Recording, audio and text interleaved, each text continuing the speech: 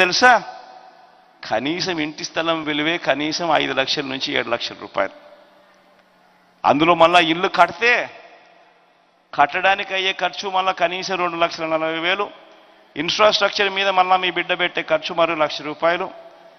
ఏ ఇంటి విలువ వేసుకున్నా కూడా మినిమం కనీసం 10-11 లక్షల నుంచి ప్రాంతాన్ని బట్టి 15 లక్షల దాకా పలికే పరిస్థితి నుంచి మీ బిడ్డ ప్రతి అక్క చెల్లెమ్మ చేతిలోనూ ఇలా 10 లక్షలు విలువ చేసే ఆస్తి, 15 లక్షలు విలువ చేసే ఆస్తి మీ బిడ్డ పెట్టాలనుకుంటే అడ్డుకునిందెవరు?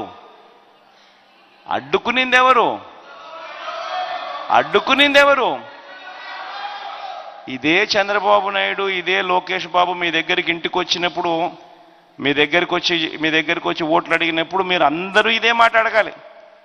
54,000 మందికి అన్న ఇంటి పట్టాలు ఇచ్చే కార్యక్రమం చేస్తే నీకు బుద్ధి జ్ఞానం ఉందాయా, ఎందుకు అడ్డుకున్నావయ్యా అని చెప్పి ఖచ్చితంగా అందరిని ఖచ్చితంగా అడగాలి.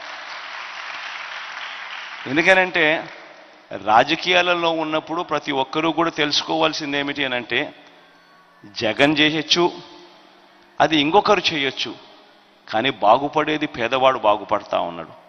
పేదవాడు బాగుపడేటప్పుడు అడ్డుకోవాలని ప్రయత్నం చేసే ఏ రాజకీయ నాయకుడు కూడా రాజకీయాలకు అనర్హుడు అని మాత్రం ఖచ్చితంగా గుర్తుపెట్టుకోండి. ఈ విషయం ఖచ్చితంగా అందరూ కూడా గుర్తుపెట్టుకోమని చెప్పి మరొక్కసారి అందరినీ కూడా కోరుతా ఉన్నా.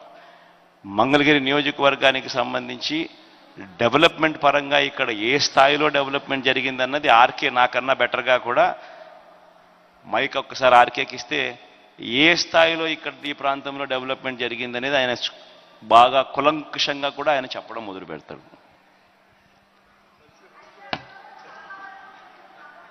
అమ్మా ఇంకొకరు తీసుకోండి మైక్.